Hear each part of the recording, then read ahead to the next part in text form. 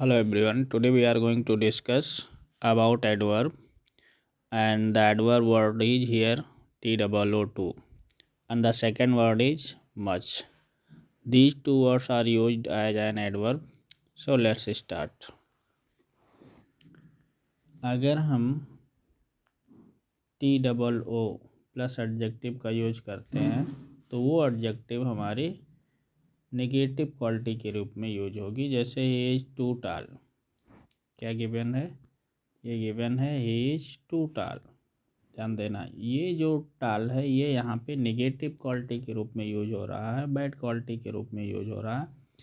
C is to slim, ये भी क्या है? नेगेटिव क्वालिटी है। It is too cold, cold means limit से ज़्यादा हो रहा है। ठीक है, तो ये यहाँ पे टू और प्लस ये एडजेक्टिव कैसा मीनिंग दे रहा है? नेगेटिव मीनिंग दे रहा है। लेकिन इसी की जगह पे अगर हम इसका प्रयोग करते हैं वेरी का, जैसे टाल था तो टू टाल था तो टाल नेगेटिव क्वालिटी दे दिया।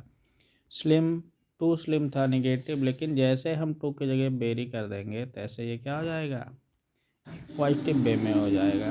ठीक है, ठीक उसी तरह से मच को देखो। मच का प्रयोग अगर हम क्या करते हैं? मच का प्रयोग किसी कंपैरेटिव डिग्री के साथ हम करते हैं तो क्या होगा? जैसे मोर ब्यूटीफुल, ये ब्यूटीफुल, मोर ब्यूटीफुल क्या है? कंपैरेटिव डिग्री है तो मच इस जगह पे सही है ना?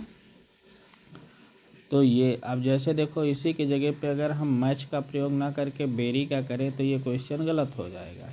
ठीक उसी तरह से हार्टर क्या है? कंपैरेटिव डिग्री, मच सही है। अगर मच की जगह हम बेरी कर देंगे तो ये गलत हो जाएगा। समझ में आ गई बात? दूसरी बात देखो, अगर हम क्या करते हैं, इस बेरी का प्रयोग हम कंपैरेटिव डिग्री के पहले करना चाहें तो बिल्कुल नहीं होगा, ये गलत है ना? अगर हम वेरी मच का प्रयोग कंपैरेटिव डिग्री के पहले करें तो ज़रा इसकी मीनिंग देखो, he is very much better than you. ठीक है, तो ये क्या है? ये सही है।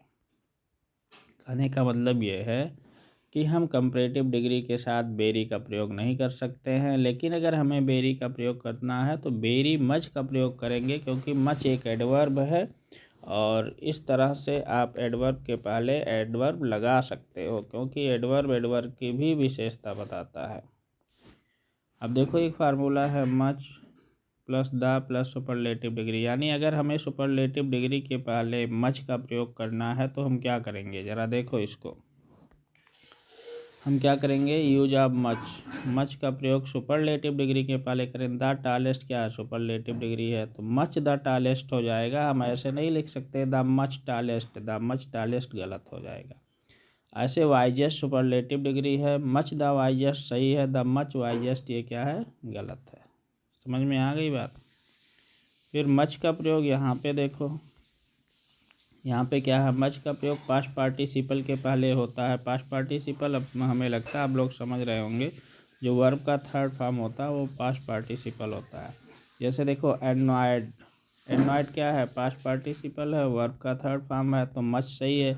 लेकिन इस पास्ट पार्टिसिपल के साथ अगर बेरी का प्रयोग करोगे तो ये गलत हो जाएगा।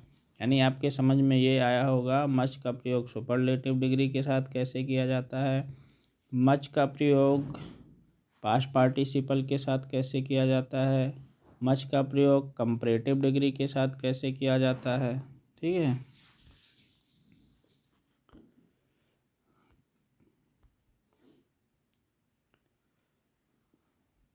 बाकी फिर हम लोग पढ़ेंगे नेक्स्ट क्लास में यूज ऑफ टू मच। क्या पढ़ेंगे नेक्स्ट क्लास में? नेक्स्ट क्लास में हम लोग पढ़ेंगे यूज ऑफ टू मच।